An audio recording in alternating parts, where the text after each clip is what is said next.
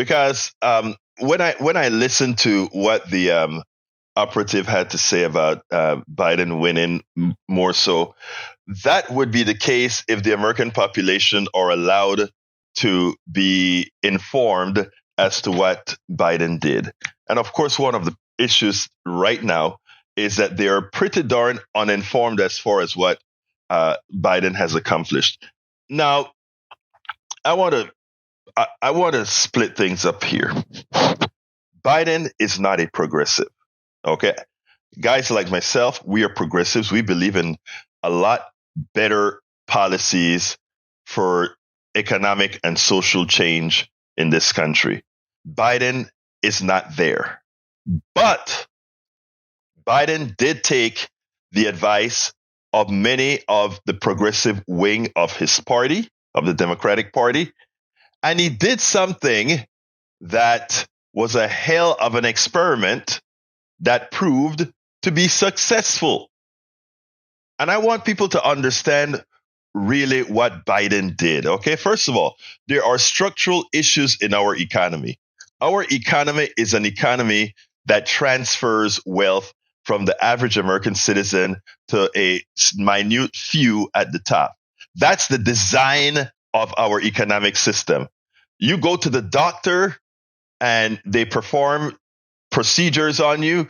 The procedures are nowhere commensurate with the value that you received. And that money doesn't go to the doctor.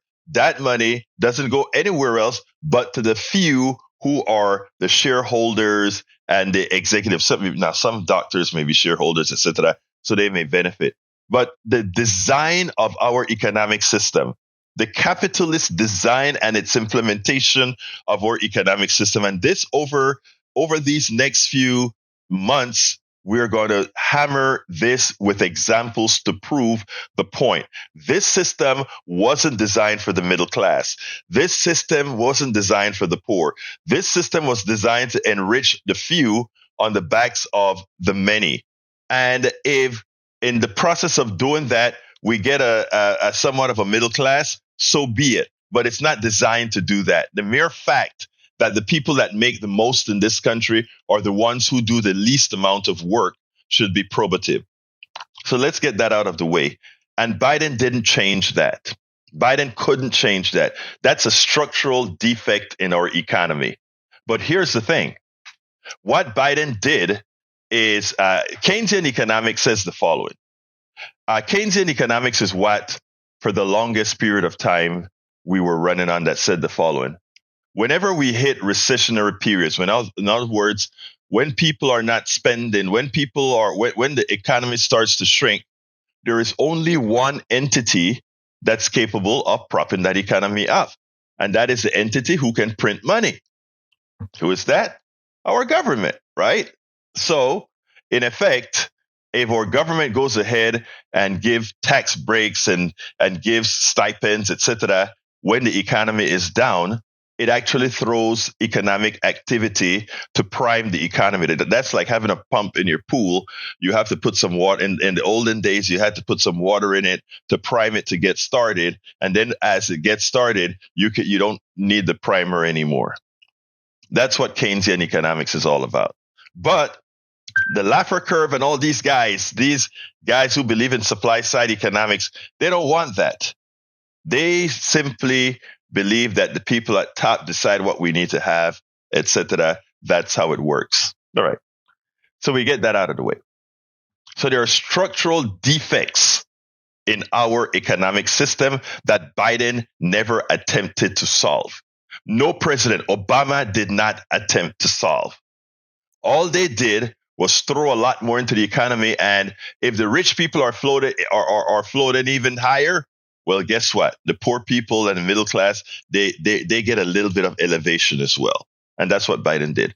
Biden threw trillions of dollars into the economy. I want you guys to remember this. The idea was from the right that if you populate the economy with trillions of dollars, you are going to get runaway inflation.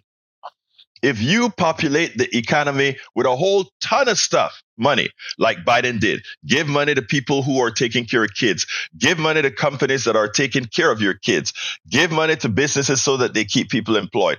I mean, it was like a free fall in money that was given away under the Biden administration. It started under Trump, but Trump mostly helped out, you know who. All right. So Biden did it several times, right? And that prevented several things. One, that prevented the economy from locking up.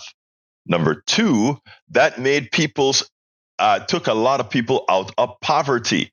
As soon as that was gone, people dropped right back into poverty. But it took a lot of people out of poverty. And what it proved is that poverty is the economic choice of any particular political system. The mere fact that Biden could inflate the economy such that the poverty rate, starving children, was reduced, proved that government can make a difference. But let's go a little bit further.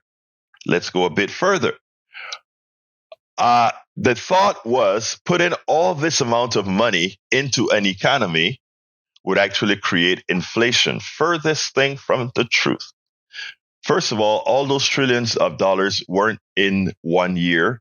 They were spread over several years. But more importantly, there is an economist called Stephanie Kelton who believed in a theory called, it's not a theory, it's actually a fact, modern monetary theory.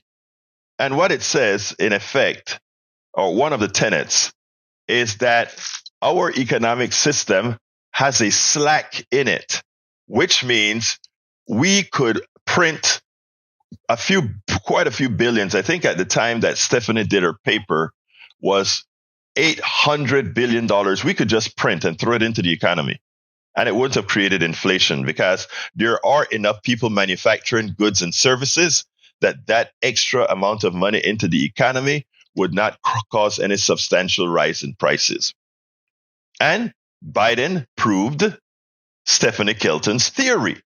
You're not going to hear Wall Street talking about this. Wall Street will say nothing about this. And you know why? Because if they get into the people's psyche that government can make a difference, if people start to believe that government can make a difference, the theories on the right that government is the problem goes away. But we prove government is and should be the solution of many things, not to knock the private sector, but government should be a part of the solution. Anyway, folks, give me a call, 713-526-5738. Again, that number is 71. And by the way, we're live today, 713-526-5738. 713-526-5738. If you want to discuss this, if you want to talk about this, I think the phones are working. So 713-526-5738. Would love to hear from you. Would love to hear your New Year's message. Would love to hear what you have to say. Una vez más lo voy a repetir. I'll repeat it one more time. 713-526-5738. Hit extension 2 and you will be placed on air right away. Or, so again, that is 713-526-5738. Where are my people calling in? Where are the women calling in? Where are the men calling in? 713-526-5738. I don't want to move on to the other subject until I kind of digest this one. If people want to comment on this particular subject, I'd like to hear your voice. I'd like to hear your thoughts on this because it's very important, especially going into this election. We have to make sure and be educated because you're going to hear a lot of crap. You will be hearing a lot of crap out of not only politicians, but out of think tanks that are trying to mislead you into voting against your own interests to maintain the status quo where we take all of your work, all of your worth into the folks that are undeserving. And when I say folks that are undeserving, that is exactly what I mean. we spend a lot of time deconstructing the news, trying to parse it into a form that everybody can understand. We try to find those little nitpicks where it flies above the fray, etc. If you really like these videos that we do, I want to ask a big favor. Please go ahead. Number one, subscribe to our channel, and number two, please join if you can. Thank you so kindly for watching. Keep watching. Please remember to share. We must populate the entire internet with our progressive message, a message that we know is what most Americans say that they want. So help us, please join.